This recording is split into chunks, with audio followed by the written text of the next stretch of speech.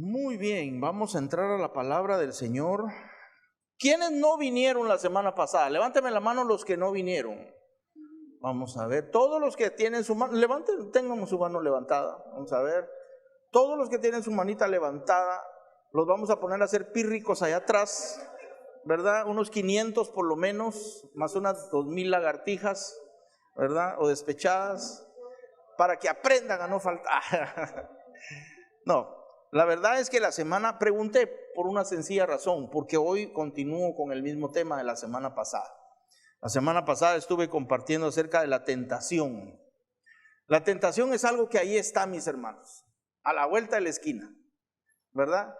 Y aunque no podemos evitarla, sí podemos aprender a manejarla. Empecé la semana pasada dando una cita o una frase muy famosa, célebre de Martín Lutero, que dice: yo no puedo evitar que las aves vuelen sobre mi cabeza, pero sí puedo evitar que hagan su nido en ella.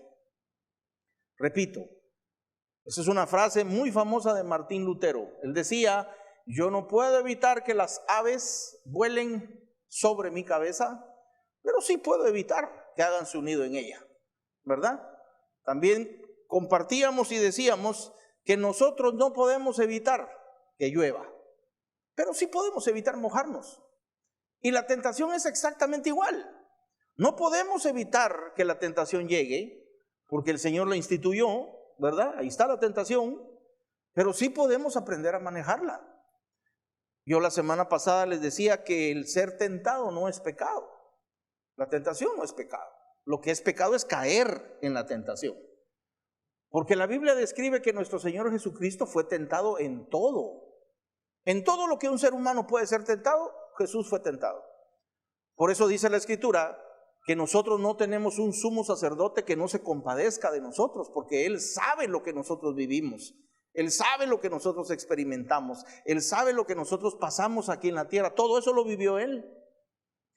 Y Él, como sumo sacerdote por la eternidad, dice que nos invita a que nos acerquemos, ¿verdad?, al trono de la gracia para alcanzar el oportuno socorro. En medio de las tentaciones, mis hermanos, no hay como recurrir a Dios. No hay como recurrir a la palabra. La palabra es nuestro sustento, la palabra es nuestra ancla, la palabra es aquello que nos saca adelante en medio de toda tentación, ¿verdad? La semana pasada, estoy haciendo un breve resumen de lo que prediqué la semana pasada.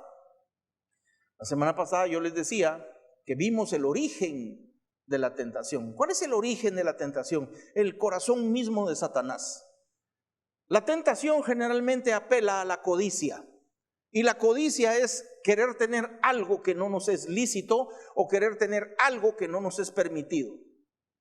Entonces, generalmente la tentación apela a aquello que no nos es permitido tener. ¿Cuál es el origen de la tentación? El corazón mismo de Satanás. Cuando él codició el mismo trono de Dios, él quiso ser semejante a Dios. Él quiso tener su propio trono a la par del trono de Dios. En ese momento dice la Escritura que se halló maldad en su corazón y fue desterrado el reino de los cielos. Entonces el origen de la tentación es el corazón mismo de Satanás. De hecho, en las Escrituras usted va a encontrar que a Satanás se le conoce como el tentador, ¿verdad? Ese es el origen. ¿Cuál es la finalidad? ¿Cuál es el propósito de la tentación? Destruirnos. Destruirnos. Porque cuando tú codicias algo, estás cayendo en un pecado. La Biblia claramente dice en los 10 mandamientos que le fueron dados a Moisés: no codiciarás la casa de tu prójimo, ni a la mujer de tu prójimo, ni su asno, ni su bestia, ni su ganado, ni nada, absolutamente nada de tu prójimo. ¿Por qué? Porque eso es pecado. Y la paga del pecado es... ¿La paga del pecado es? Entonces, cuando caemos en la codicia y caemos en ese pecado, la finalidad o el propósito de la tentación es la muerte. Satanás quiere a través de la tentación destruirnos, ¿verdad? Eso lo hablamos la semana pasada. También se recordarán ustedes que pusimos el ejemplo de Acán, aquel israelita que codició el manto babilónico, los siclos de plata, el lingote de oro. Y eso era anatema, lo agarró, lo llevó a su casa, llevó la maldición, llevó el anatema a su casa, a su familia, a su nación. El final de Acán fue muy triste. Terminó apedreado y terminó quemado. Él, toda su casa, todos sus ganados y todo lo que a él le pertenecía. Es un caso muy ilustrativo de lo que Satanás quiere para nosotros. Él quiere destruirnos lamentablemente, ¿verdad? ¿Qué otra cosa vimos? Vimos también que toda tentación que pueda llegar a tu vida es humana. ¿Qué significa? Va a ser una tentación en la carne. En la carne. Por eso dice la Escritura que aunque el espíritu está dispuesto, la carne es débil, ¿verdad? También dijimos que Dios permitirá que seamos tentados, que Dios no permitirá que seamos tentados más allá de lo que podemos resistir, ¿verdad? Otra premisa es: Dios mismo nos dará la salida juntamente con la tentación. Es todo eso que te estoy diciendo, es para que más o menos encaminarte a lo que te quiero enseñar hoy. Pusimos como ejemplo de un manejo magistral de la tentación a nuestro Señor Jesucristo. Jesús es el ejemplo por excelencia de cómo manejar la tentación. En el mismo momento en que Él fue llevado al desierto, dice la Biblia, que estuvo 40 días y 40 noches en ayuno, en el desierto. No estaba acostado en una hamaca, no estaba haciendo ayuno en la sala de su casa, estaba en el desierto, en donde las noches son sumamente frías y el día es sumamente caliente, y en el desierto donde no hay nada. Él pasó 40 días y 40 noches allí. Pues allí llegó el tentador a tentarlo, pero le agregó algo más a esa apelación a la codicia. Apeló a su identidad, porque le dijo Satanás: si tú eres el Hijo de Dios, dile a esas piedras que se conviertan en pan. Como diciéndole: si tú eres el Hijo de Dios, necesito que me lo demuestres. Y Jesús magistralmente le dijo: no solo de pan el hombre vivirá, sino de toda palabra que sale de la boca de Dios.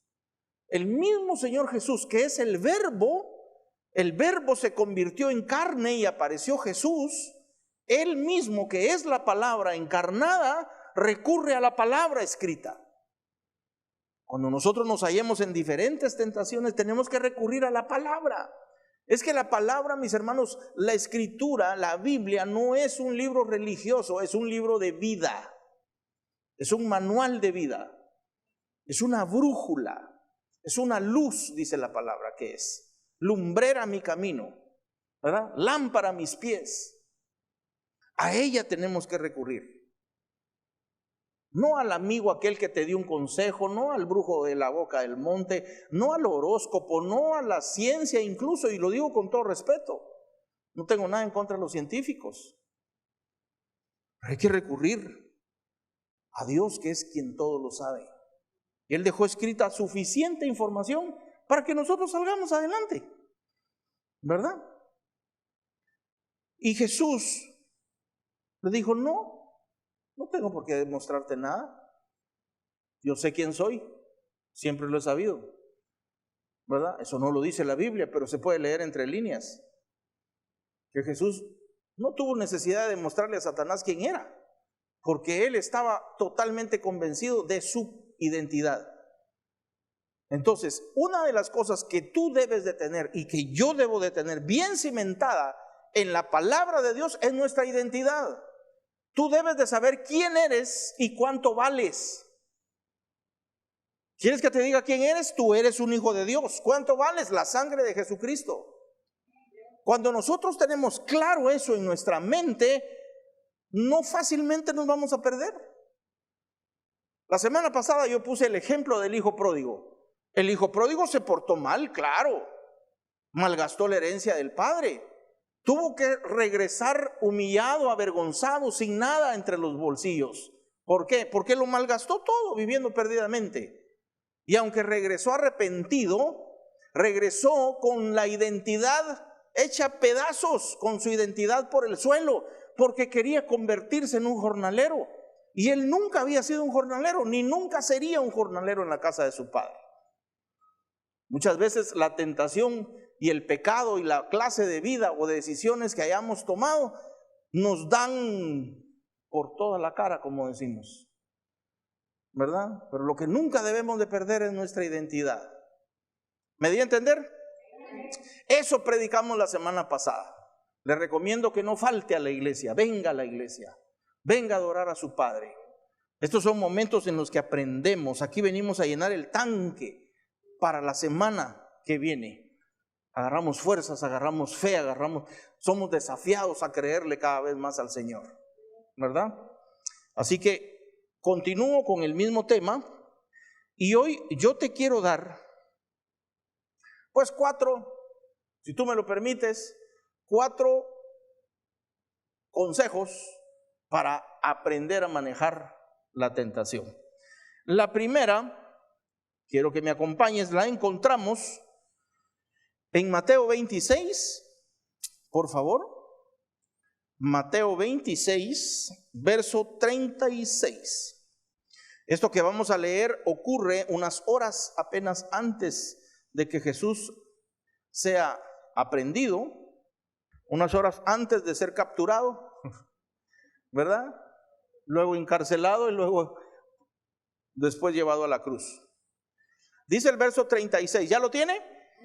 36, entonces llegó Jesús con ellos a un lugar que se llama Getsemaní y dijo a sus discípulos, sentaos aquí entre tanto que voy allí. ¿Y qué dijo que iba a hacer? Orar. Entre tanto que voy allí y oro. Y tomando a Pedro y a los hijos de Zebedeo, comenzó a entristecerse y a angustiarse en gran manera. Quiere decir que Jesús, siendo todopoderoso, omnisciente, omnipresente, omnipotente, también se entristecía. También Jesús lloró. Jesús tenía sentimientos, mis hermanos, igual que nosotros. Jesús fue un hombre 100% hombre, con todas las debilidades de un hombre, ¿verdad? Y él vivió todas las tentaciones como un hombre, en su carne. Y aquí dice que estaba triste y angustiado. Empezó a entristecerse y a angustiarse en gran manera. Entonces Jesús les dijo, mi alma está muy triste hasta la muerte. Quedaos aquí y velad conmigo. Yendo un poco adelante, se postró sobre su rostro y orando y diciendo, Padre mío, si es posible, pasa de mí esta copa, pero no sea como yo quiero, sino como tú. Vino luego a sus discípulos y los halló durmiendo y dijo a Pedro, ¿así que no habéis podido velar conmigo una hora? Y mire la recomendación, velad y orad para que no entréis en tentación. El espíritu a la verdad está dispuesto, pero la carne es débil. Ahora quiero que notes aquí algo. Jesús estaba triste, estaba vulnerable, estaba deprimido probablemente, estaba afligido, angustiado. ¿Por qué? Porque él sabía lo que se le venía encima. Él sabía que la crucifixión no era un pan con frijoles, mis hermanos. No, él sabía que lo que le venía era algo muy serio, ¿verdad? Se entristeció. ¿Qué fue lo que hizo? Se puso a orar. ¿Por qué? Porque tuvo la tentación. Escúchame aquí. Jesús tuvo la tentación de abdicar a su propósito divino. Tuvo la tentación de dejar de hacer aquello o de dejar de cumplir aquello por lo que había nacido en esta tierra, que era la crucifixión, el sacrificio de salvar a la humanidad sobre aquel madero. Él tuvo la tentación. ¿En qué la tuvo? En su carne. Por eso les dijo a sus discípulos, el espíritu está dispuesto, pero la carne es débil. La carne de Jesús también fue débil. Aquí en este evangelio no lo dice, pero en el evangelio de Lucas dice que un ángel del cielo bajó para fortalecer a Jesús. Y aquí describe que una vez pidió él que pasaran de él esa copa, pero fueron 3 veces. 3 veces que Jesús estuvo a punto de arrepentirse. Tuvo la tentación de renunciar a su propósito divino. Tuvo la tentación de decirle al Padre: Señor, si hay alguna manera de resolver la salvación de la humanidad de otra forma, ahí te lo encargo. El mismo Señor fue tentado. Mire la tentación que tuvo. ¿Por qué? Porque él sabía que la crucifixión no iba a ser nada fácil. Él sabía que lo iban a clavar en la cruz. Él sabía que lo iban a coronar de espinas. Él sabía que lo iban a traspasar. Si todo eso fue profetizado, mis hermanos, 700 años antes de que ocurriera. Él sabía que no iba a ser fácil y estuvo a punto de arrepentirse. Pero ¿qué fue lo que hizo? Manejó la tentación de abdicar a aquel propósito de una manera magistral. Se tiró al suelo de rodillas, oró, y el Padre le proveyó hasta ángeles para que lo fortalecieran. Esto me da a mí la seguridad que cuando tú doblas tus rodillas, cuando tú estás ante una situación que sabes que no puedes manejar, cuando estás enfrente de aquel pecado que te hace caer una y otra vez, y que en tu espíritu tú dices: no quiero participar en esto, y vuelves a caer una vez más, cuando tú doblas tus rodillas delante del Señor, quiero que tengas la seguridad que Dios está dispuesto incluso a mandar ángeles para fortalecerte. Dáselo fuerte al Señor.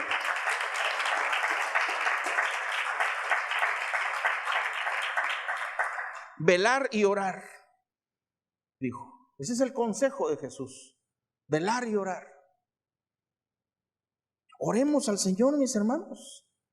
Es que tenemos la mala costumbre de menospreciar el poder de una oración. O sea, si una oración permite que el día que tú mueras y el día que yo muera entremos al reino de los cielos, es porque esa oración es sumamente poderosa.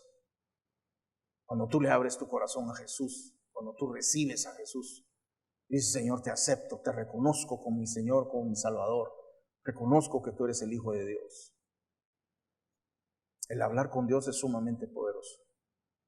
Entonces, consejo número 1, ora y vela. Porque la semana pasada también decíamos que el enemigo anda como león rugiente viendo a quién devorar. No, ese no se duerme. Ese no se duerme. Ese anda viendo quién está descuidado. Quién no tiene la armadura de Dios para devorarlo. Vaya conmigo a Génesis 39. Aquí va el segundo consejo. Génesis 39, verso número 5, por favor. Este pasaje bíblico nos habla acerca de José, aquel joven que fue vendido por sus hermanos como un esclavo en Egipto. Y dice el verso 5: y aconteció que desde cuando le dio el encargo de su casa y de todo lo que tenía, Jehová bendijo la casa del egipcio a causa de José. Ese egipcio era Potifar, ¿verdad? Potifar era su amo y José era esclavo en la casa o en la hacienda de Potifar. Y mira lo que dice aquí: y la bendición de Jehová estaba sobre todo lo que tenía, así en casa como en el campo, y dejó todo lo que tenía en mano de José, y con él no se preocupaba de cosa alguna, sino del pan que comía. Y era José de hermoso semblante y de bella presencia. Algo así como yo. Hermoso semblante y bella presencia. ¿Verdad? Porque la autoestima sí tenemos que tenerla alta, mis hermanos. Pues sí, la identidad no puede fallar, ¿no? Soy hijo de Dios. No me creo más, pero tampoco menos. Y aquí dice que Potifar dejó en manos de José todo lo que correspondía a su casa. Porque Potifar se dio cuenta de algo, que todo lo que José tocaba, prosperaba. Todo lo que José hacía, Dios, dice la Biblia, lo hacía prosperar.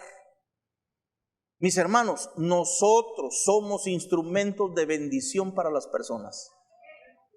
Tú tienes que tener la identidad del concepto de sí mismo correcto, de saber que cuando tú entras a un lugar, la bendición entra contigo. ¿O acaso no dice la Escritura? Y estas bendiciones te alcanzarán y vendrán sobre ti, dice. Quiere decir que si tú vas al supermercado, ahí van las bendiciones contigo. Si tú vas a la universidad, si llegas a tu casa, si vas a la iglesia, si vas al mercado, si vas al parque a jugar, a donde tú entres, la bendición sigue y te persigue y te va a caer encima. Eso no lo digo yo, lo dice la Escritura. Y Potifar se dio cuenta de eso. Entonces nada lento ni perezoso, dijo, no, yo le dejo todo a José, administrame todo aquí, José, todo. Entonces dice que José era de hermoso semblante y de bella presencia. Aconteció después de esto que la mujer de su amo puso sus ojos en José y dijo, duerme conmigo.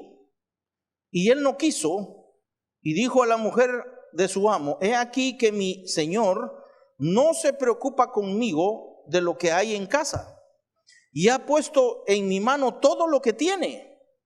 No hay otro mayor que yo en esta casa y ninguna cosa me ha reservado sino a ti, por cuanto tú eres su mujer. Ahora mire la pregunta, aquí está escondido el consejo número 2. ¿Cómo pues haría yo este grande mal y pecaría contra Dios? Hablando ella a José cada día y no escuchándola a él para acostarse al lado de ella, para estar con ella. Pues fíjate, lo primero que tú tienes que saber y que yo debo de saber es contra quién estamos pecando. En ningún momento José dijo, ¿cómo pues le haría yo este gran mal a mi amo?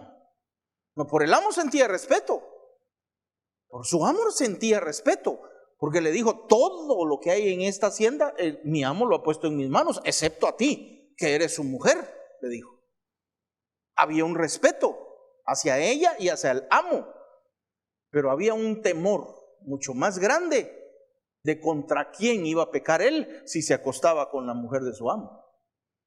Entonces aquí el consejo 2 es saber contra quién estamos pecando, predetermina a quién quieres agradar. Ante una tentación, ¿quieres agradarte a ti mismo o quieres agradar a Dios? Ante una tentación, ¿quieres agradar a otra persona o quieres agradar a Dios? Aquí tenemos nosotros que saber a quién vamos a agradar y a quién vamos a desagradar. José dijo claramente, ¿cómo pues haría yo este grande mal y pecaría contra Dios? Él tenía más temor de Dios que del amo, si ustedes se dan cuenta, ¿verdad? Tenía más temor del que no mira, del que sí mira, porque al amo sí lo estaba viendo, pero a Dios no lo estaba viendo. Entonces, consejo número 2, aprende a determinar en medio de una tentación a quién vas a agradar. Si quieres agradar a Dios, vas a salir airoso de esa tentación. Ahora, si no te importa y si no tienes temor de Dios, pues vas a hacer cualquier cosa, ¿verdad? Pero si te duele lastimar a Dios, si te duele pecar contra Dios, si te duele en tu corazón que Dios esté molesto contigo, vas a hacer siempre lo correcto. Amén. Vaya conmigo a 2 de Timoteo, capítulo 2, verso 22, por favor. Dice aquí la Escritura, huye también de las pasiones juveniles. Hay cosas de las que hay que huir. Hay tentaciones de las que hay que huir. Las pasiones juveniles. Y sigue la justicia, la fe, el amor y la paz, con los que de corazón limpio invocan al Señor. Hay cosas que tú tienes que identificar. Hay cosas que, mis hermanos, todos tenemos nuestro talón de Aquiles. Todos sabemos qué significa para nosotros la tentación. Yo puedo tener tentaciones que probablemente tú no, y tú puedes tener tentaciones que probablemente yo no. Pero lo que sí te puedo asegurar es que todos en nuestro corazón hay lo que se llama concupiscencia, que es una sed de placer desmedido. Hay cosas que nos seducen, y cuando tú identificas eso es muy poderoso, porque lo vas a evitar. Yo te he contado más de alguna vez, seguro me lo has oído, porque yo soy muy repetitivo a la hora de predicar, ¿verdad? Hay ejemplos que se aplican a muchas enseñanzas, en muchos estudios, y yo las uso. Y seguramente me has oído esta historia. Tengo un amigo en Guatemala que tiene mucho dinero. A él le fascinan las motos. Tiene un montón de carros, pero también le fascinan las motos. Y él a mí un día me dijo, mira, me dijo, yo cuando estaba en el mundo, cuando no tenía a Cristo en el corazón, yo fui sumamente adúltero. Yo me iba con cualquier mujer, me dijo. Yo traicionaba a mi mujer con cualquiera, y encima que le gustaba el trago. Y cuando llego a los pies de Cristo, me doy cuenta de que mi problema era el adulterio. Entonces yo, a partir de que llego a los pies de Cristo, a donde voy, llevo a mi esposa, me dijo. Jamás viajo solo y jamás voy a ningún lado solo. Siempre mi esposa está a la par mía.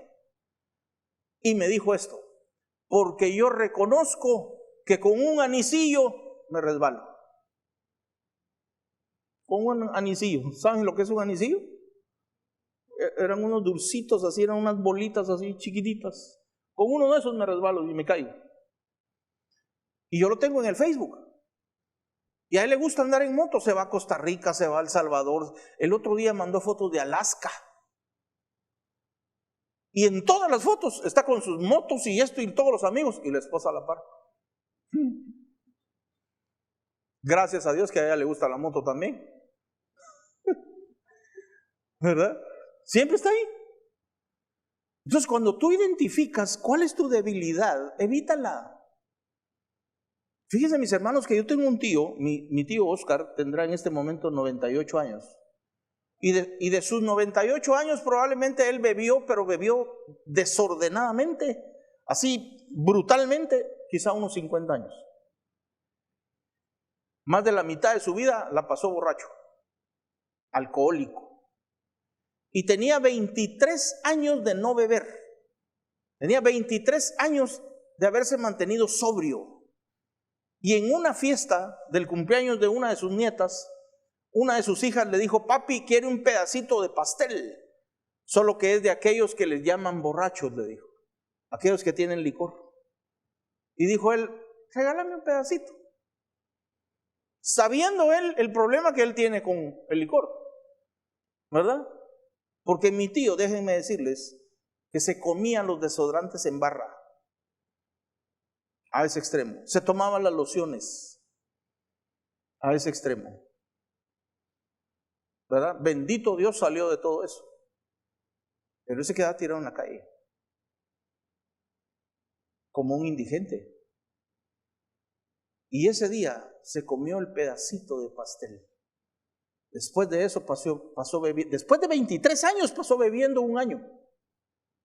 Casi se muere. ¿Por qué? Porque se dio esa pequeña licencia, ese pedacito de pastel. Ese pedacito de pastel despertó en él un monstruo que llevaba adentro, que lo tenía ahí dormido. Cuando tú identificas y sabes que tu problema es determinado asunto, evítalo. Evítalo. Yo en Puerto Barrios les decía, es como que si una persona tiene diabetes, ¿qué va a andar haciendo adentro de una chocolatería? ¿Qué va a hacer adentro? Es como que usted ponga a Drácula a cuidar el banco de sangre. Se va a meter ahí, hombre. ¿Me estoy dando a entender? Entonces aquí dice la Biblia, huye de las pasiones juveniles. Aquellas cosas que tú sabes que no puedes controlar, evítalas. Evítalas. Y con esto te voy a decir algo. Hay relaciones que debes evitar. Hay amistades que debes evitar. Hay familiares que tienes que evitar. Yo siempre te he dicho a ti, hay familiares y amigos que hay que amarlos de lejos, porque son mala influencia. Son mala influencia, ¿verdad? Y si tú ubicas a alguien que no es una buena influencia para ti, evítalo. Si tú tienes, por ejemplo, si una persona ha tenido problemas de alcohol, como tuvo mi tío, ¿por qué anda con personas que todavía tienen el vicio del alcoholismo? Ya no tiene sentido andar con personas así. ¿Me doy a entender? Ahora dice la Escritura, ¿andarán dos juntos si no estuviesen de acuerdo?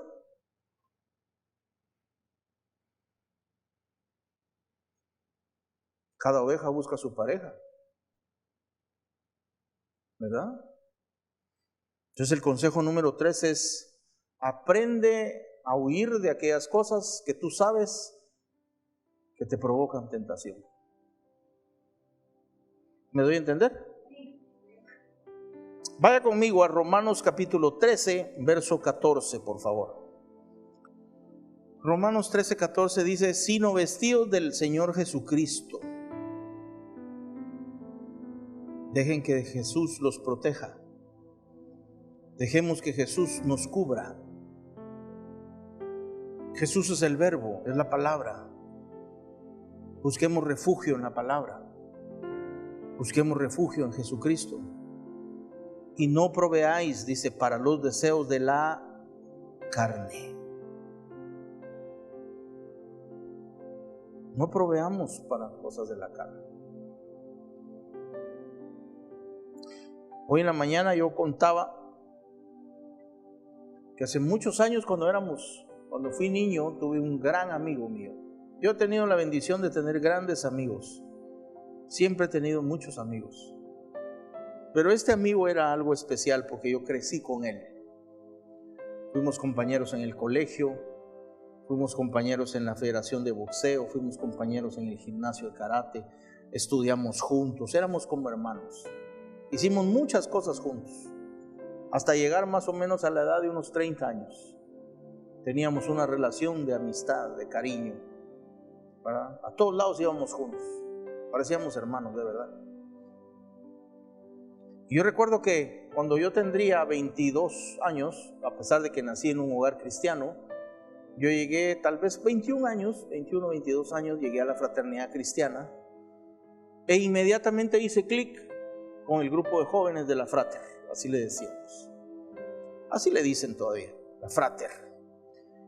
Nuestro grupo de jóvenes era el pastor Cash, el pastor Chito Rendón, el pastor Edgar Marroquín, el doctor Guaito Palacios, aunque Guaito ya era anciano en ese tiempo de la frater, ¿verdad? Éramos un montón de amigos que al día de hoy, quizá el 90% estamos involucrados en alguna clase de ministerio, sirviendo al Señor. Y este amigo con el que yo crecí, ustedes no se imaginan, hice hasta lo imposible por jalarlo, por llevarlo a la iglesia. Él aceptó a Jesús conmigo, pero nunca se quiso congregar, nunca quiso nada con el Señor. No, que me gusta eso, que esto, yo me empecé a alejar un poco de él, porque ya no compartíamos las cosas de la misma manera.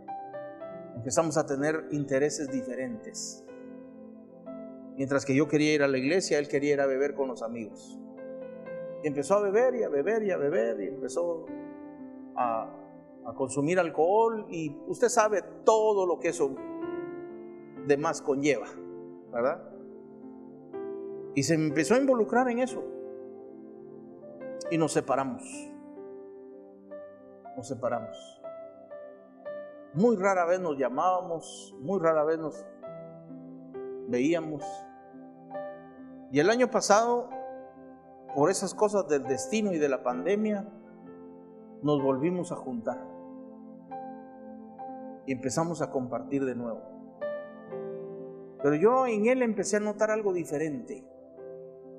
Empecé a notar un interés por las cosas de Dios. Quería saber de la Biblia, quería saber, explícame tal pasaje. Y yo en mis escasos conocimientos pues le explicaba lo que yo podía. Y Resultó muy enfermo. En enero de este año lo estábamos enterrando. No logró cumplir los 60 años.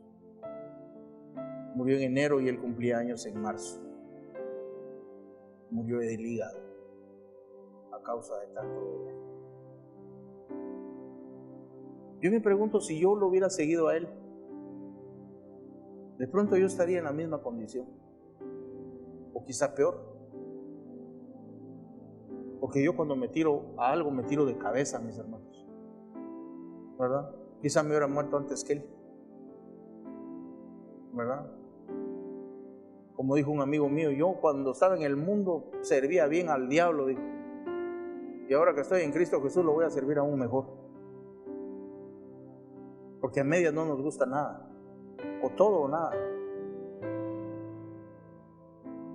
Entonces cuando dice aquí la Escritura, no proveáis para la carne, que tus decisiones te lleven a cosas espirituales, a que el fruto del Espíritu que habla Gálatas 5 sea una realidad en tu vida. Busquemos lo espiritual más que lo material.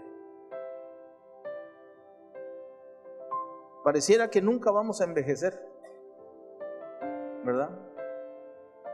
Aquí yo veo muchos jóvenes y la verdad, mis hermanos, es que no sabemos si van a llegar ustedes a viejos. Yo le pido a Dios que sí. Dependerá de tus decisiones, ¿verdad? Claro, ninguno tiene la vida comprada. Podemos morir de cualquier cosa. Pero que nuestras decisiones sean sabias. Que sean decisiones en el Señor. Que sean decisiones que te convengan espiritualmente hablando. Que sean decisiones que te acerquen a Dios, no que te alejen de Él. Que sean decisiones que te edifiquen, que te bendigan, no que atraigan maldición a tu vida, no que atraigan pecado. ¿Me di a entender?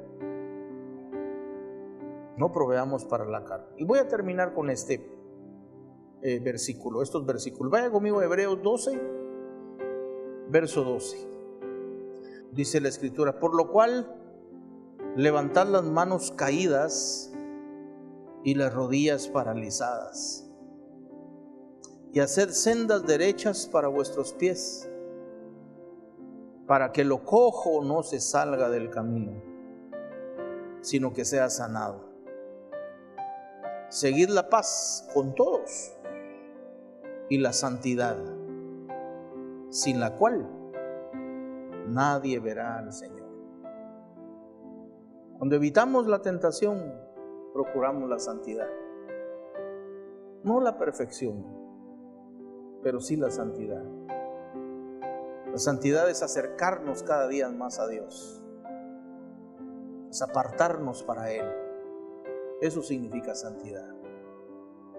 No significa no pecar, porque todos pecamos, ¿verdad? Busquemos siempre acercarnos a Dios en todo aquello que hacemos. Aprendamos a identificar nuestro talón de Aquiles. Aprendamos a identificar aquellas cosas que nos pueden hacer caer y evitémoslas. Seamos sabios y no necios. Cierra tus ojos e inclina tu rostro. Padre, te damos gracias esta tarde. Gracias por enseñarnos a través de tu palabra cómo lidiar y cómo manejar la tentación, Señor. No podemos evitar que llueva, pero sí podemos evitar mojarnos. Señor, muchas gracias por la sabiduría que en tu palabra encontramos. Gracias, Señor, porque en toda tentación tú has estado siempre con nosotros, porque a la par de ella tú nos das siempre la salida, Señor. Gracias, Padre eterno, por amarnos, por bendecirnos. Ayúdanos a acercarnos cada día más a ti. Ayúdanos, Señor, a ser cada día más correctos. Ayúdanos, Señor, a saber que no hay nada mejor que estar cerca de ti, Señor. Gracias por amarnos y gracias por darnos la vida y la salud. En el nombre de Jesús. Amén. Amén. Dale un buen aplauso al Señor.